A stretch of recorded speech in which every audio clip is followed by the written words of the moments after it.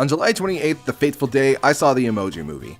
I can hear what you're saying. Quentin, why did you see that pile of garbage? I saw it because of Jack's films and my natural curiosity to see how truly awful something can be. And while curiosity killed the cat, this is one case where satisfaction didn't bring it back. Let's start with the characters. Gene isn't all too interesting. He's your average misfit lead, just with being an emoji instead of a reindeer, penguin, game character, or an emotion. He's only slightly interesting because of the malfunction, but the movie never really explains why he can make other emotions, other than that his father can do it too. I don't necessarily want the movie to serve it on a platter, but I would have at least liked to have a tiny bit of explanation as to the origins.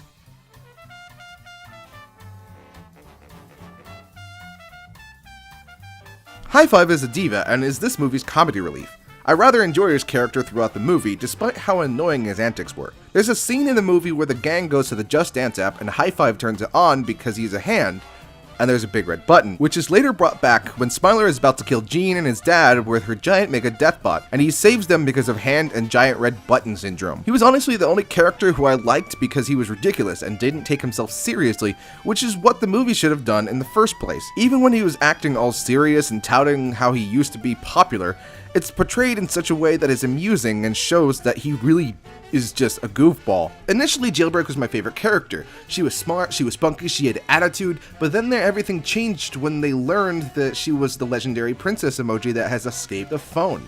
From that point on, she kept having to try to set herself apart from being a princess, but then ultimately resorts back to being a princess, and it's this weird line between be true to who you are, but then be different than what society says for you to be, but then be true to who you were told to be by society. It didn't make much sense. In your typical feature-length film, you have two plots. An A plot, which is the main narrative, and a B plot. An A plot is the plot that matters most to the film, whereas a B plot is the plot that underlies the A plot and connects to the main line. The A plot of this movie is your typical misfit story.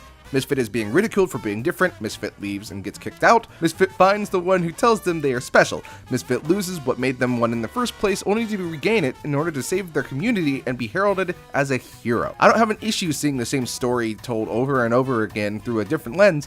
Heck, I love Power Rangers for crying out loud. But when a movie tries a story that's been done before and doesn't quite hit the mark, like the others have, I get worried. There's a B, C, and even D plot to this movie, and none of them really matter at all.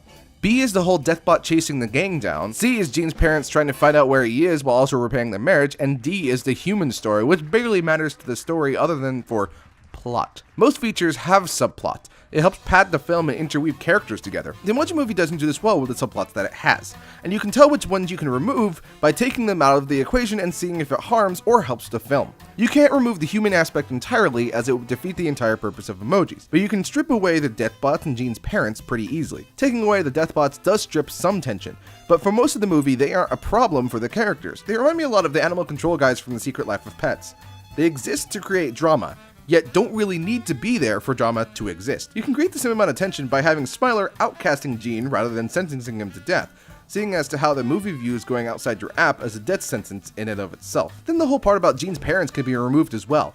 I can understand they used them to show where Gene got his malfunction from, but the entire thing about their marriage being in shambles because of this event takes up screen time that could have been allocated for something else, like creating a better plot. There are four main areas in a movie that are arguably the most important: acting, writing, visuals, and audio. That last one including sound effects, audio quality, and the score. The score helps to underline key moments in a movie and to invoke some sort of emotional response, be it positive, negative, or somewhere in between. The music for the Emoji Movie is generic, boring, and I don't even remember what was played. It's sad when something like the Angry Birds movie has music that is more memorable.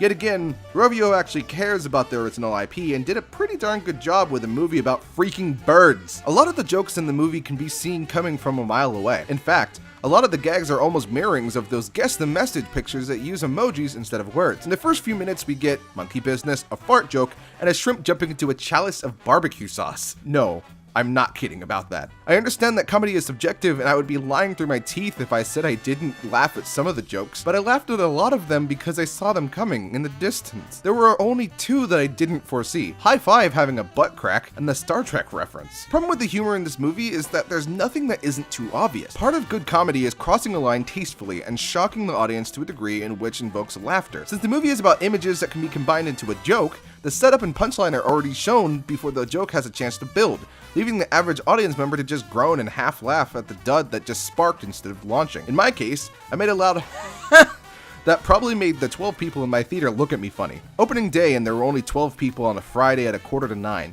I understand it's a kids film and that kids are probably in bed, but come on! If you think a Michael Bay film is bad, sit down and get ready for this. Twitter, Facebook, Instagram, Snapchat, Just Dance 4, YouTube, Twitch, Spotify, Dropbox, and Candy Crush all make an appearance in this film, with their respective app worlds being almost how you'd imagine them, but maybe a little worse. Every time they get to a section of the phone and needed to be somewhere else quickly, Jailbreak would be like, hey yo guys, let's take this app shortcut that I conveniently know will work. The whole movie. Each time they stop in an app, there's some sequence that takes place inside. 4 apps, however, are featured heavily in comparison: Just Dance, Candy Crush, Instagram, and Dropbox. Out of these, Just Dance lasts the longest, and wouldn't you know it, you can download the app for free on either app store. #NoSpawn. Despite me thrashing this movie, I did enjoy that they at least gave a little thought into movie lore. Each app is a separate universe, which means traveling outside your own is considered to be taboo and scary. If this movie was instead a TV show, I think this idea would work well because you'd have emojis showing up in various other apps needing them, mirroring how real-life emojis are able to be used in many different messaging areas. I also enjoy the design of the characters. They were very reminiscent of the iPhone emojis, but were familiar across the board. I feel like the high-profile actors they got for this film tried but couldn't save it. The writing overall was a weak point, and it felt like an early draft for a TV pilot done poorly at 3 a.m. while cross-rated thinking about philosophical discussions that never took place about electronics having feelings. A lot of the jokes were seen a mile away with no chance to build the anticipation, and the music was bland, boring, or a major pop hit that wasn't scored for the movie. Overall, I believe that it's not worth it. I followed Jack's films until the very faithful day, and I regret my choice. I don't regret following him or even seeing the Emoji Movie. No. I regret even believing for 1 millisecond that this film could have any redeeming qualities. The story is rehashed terribly, the characters are lifeless at times, the music is forgettable, and the 10 licensed apps advertised in this film shouldn't have made much of an appearance at all or done differently. The jokes fall flat in places and various subplots give the movie a wisdom tooth removal level of padding. I don't recommend seeing the Emoji Movie at all, and give it a solid 2 out of 10. Get it? I just made a poo joke. Look at me being all fancy and original. Thank you guys so much for watching, I really appreciate it. If you like this video, give it a thumbs up, subscribe if you haven't, and also let me know down in the comments below if there's anything you want me to review or analyze, because I'm trying to get this off the ground. I want to do something like this about once a month or so just to start out with, and then kind of see where it goes from there, get better at my research and so on and so forth. So until next time, that's a wrap.